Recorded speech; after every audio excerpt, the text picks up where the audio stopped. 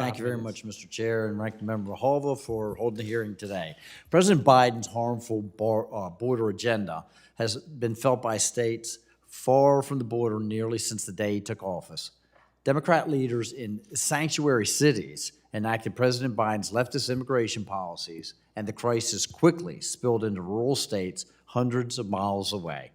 If President Biden, Secretary Mayorkas, and other administration officials were serious about controlling immigration and securing our border, we would not have this hearing today about New York State and the National Park Service. Our country's national parks are some of the greatest treasures. To allow illegal immigrants to set up camp in these parks and hamper everyday Americans' rights to visit and enjoy these parks is just another example of Biden and his cabinet putting their leftist agenda above the need of Americans. Just the other week, it was announced that over 100 migrants are going to be settled in Billings, Montana. What concerns me the most about this is that they are likely just the beginning of a process that will see many different states forced to accept these illegal immigrants and refugees. Where will the rest of the 100,000 Afghan refugees go? I can assure you, they will not be sent to sanctuary cities. Montana has many great and historic national parks. The last thing we need is the federal government coming in and telling us that the bedrock of our tourism and a significant factor in our economy will now be used against its intended purpose and instead for housing illegal immigrants. I hope that this committee can help shine some light on this issue and we can prevent the administration from trying similar tactics in states such as mine.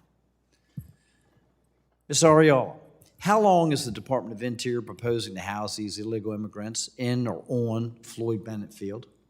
The current lease is for 1 year, and then it has an option to extend for 2. 2 additional years, so a total of 3 or a total of 2? No, for another year. One for an and one. additional year, right. Okay. So the general public and the American taxpayers are only authorized to stay in Floyd Bennett Field for a maximum of 14 days, consecutive days. Yet Interior wants to violate their very own rules and basically grant an unlimited duration of stay to these illegal immigrants? That would be correct. You mentioned in your testimony that 1 million people a year enjoy Floyd Bennett Field. What kind of impact will housing these illegal immigrants have on the local economy, community safety, and the areas surrounding the national park? What we've seen in the areas where there have been asylum seekers and illegal immigrants, we've seen crime tick up. We've seen what Representative Malliotakis said. There have been violent crimes. There have been shoplifting has upticked. We have seen a lot of different crimes: rape, muggings, assaults, robberies, burglaries. These are all upticked since we have had this vast migration of illegal immigrants coming into our city. Do you think that type of activity is conducive to promoting tourism and economic development in your area? You can't have tourism when all your hotels are full of migrants.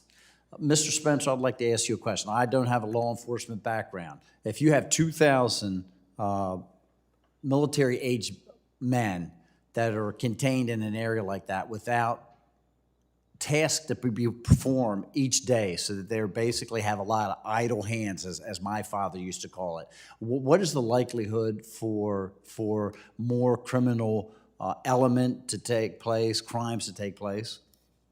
I appreciate the question, Congressman. We are definitely concerned. The fact that premises is going to be put directly close to where there's going to be a lot of children is one of my primary concerns for the officers I represent.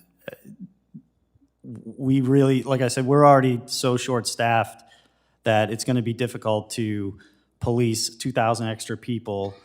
That takes away from our day-to-day operations. It's not even just the concerns that, putting 2,000 men on Floyd Bennett Field. It's also the concerns that we have for their safety as well, because if something happens to one of them, EMS typically in that area of New York City they know how to get to Floyd Bennett Field, but if there's a specific area where one of these migrants are injured, they may not speak English, they could get hurt, one of our officers have to break away and escort them to that location just to make sure that they can be found. And so that leaves one officer available during that time.